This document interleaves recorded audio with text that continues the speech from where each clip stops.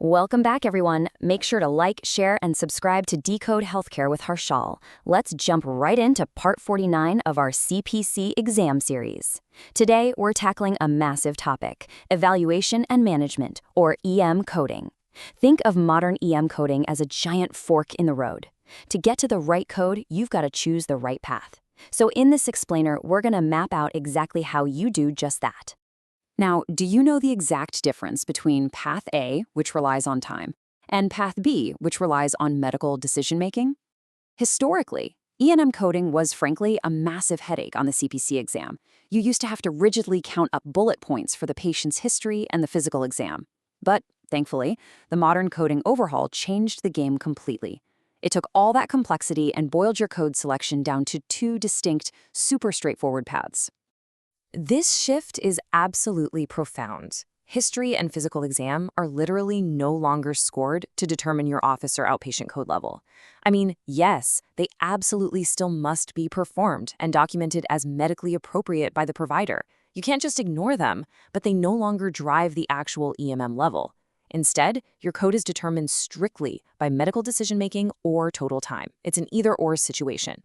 But hey, before we even start walking down one of those paths, your crucial first step is defining your patient. Are they new or are they established? To figure this out, we use the 3-year rule. Basically, a patient is considered new if they have not received any professional services from the physician or another physician of the exact same specialty and subspecialty in the same group practice within the past 3 years.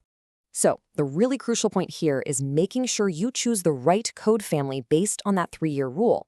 You definitely don't want to mix up your codes. New patients belong to the 99202 through 99205 family. And notice something missing? Yep, 99201 was actually deleted.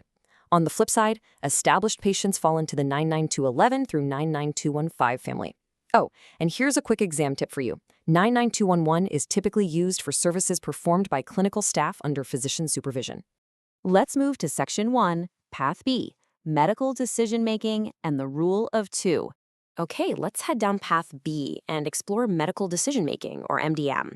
This path requires you to meet a very specific threshold across 3 elements, and this brilliantly illustrates what we call the rule of 2. Basically, to qualify for any MDM level, whether that's straightforward, low, moderate, or high, you've got to meet or exceed the requirements for 2 out of the 3 MDM elements. You evaluate the problems, the data, and the risk. And then you can essentially just drop the lowest score. Now, what's really interesting about our first element, the problems addressed, is that key word, addressed. The problem must be actively managed during the encounter. It can't just be listed in the patient's past medical history, right?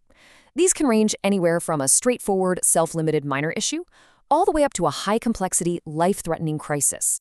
Let's move on to the second element and see how this builds. Data isn't just, glancing at a lab result. It's specifically categorized into 3 areas. Category 1 involves reviewing external records or ordering tests. Category 2 is the independent interpretation of tests.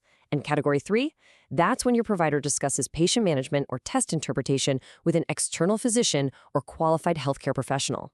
The third element measures patient risk, and this is based entirely on the management choices made by the provider. For example, managing a problem with over-the-counter rest. That's minimal risk. But the moment the provider initiates or manages prescription drugs, boom, you hit moderate risk. And if they make a decision for emergency major surgery or IV-controlled substances, that skyrockets straight to high risk. Moving on to Section 2, Path A, time-based coding rules for office and outpatient encounters. So, if you choose not to use medical decision-making, we take Path A, which is based strictly on time. Comparing the 2 paths, it's a great reminder that in the office or outpatient setting, you are absolutely allowed to choose whichever path benefits the code the most. It's your call. However, if you do choose time, you need to know there are very strict rules about what actually counts. Seriously, don't fall for this trap on the exam. What counts is only the physician or qualified healthcare professional's time on the exact date of service. That includes prep time, face-to-face time, and charting on that specific day. What absolutely does not count is clinical staff time, period. You also can't double dip, so time spent on separately billable services, like, say, interpreting an EKG that you're already billing for, has to be subtracted from the total E&M time. Sometimes a provider just spends an extraordinary amount of time with a patient. When your total time exceeds the maximum threshold for the highest level code in that family, like a 992005 or a 99215, you'll need to report prolonged services. To do this, you use specific add-on codes like 99417 or G2212 for Medicare to report that extra time in 15-minute increments. All right, Section 3, our summary cheat sheet, a visual one-page summary. We have covered a lot of ground today, haven't we? Go ahead and grab a screenshot here, because this summary is your absolute core framework for tackling any office or outpatient EM scenario you'll encounter on the CPC exam. Remember the 3-year rule to define your patient, leverage the MDM rule of 2, and strictly guard your time criteria. This framework works beautifully for the office. But what happens when the patient is rushed to the emergency department, where time-based coding doesn't even exist? Or when they're admitted to the hospital?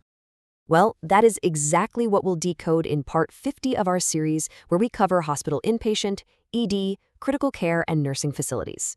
Until then, keep studying and remember to like, share, and subscribe so you don't miss our next explainer.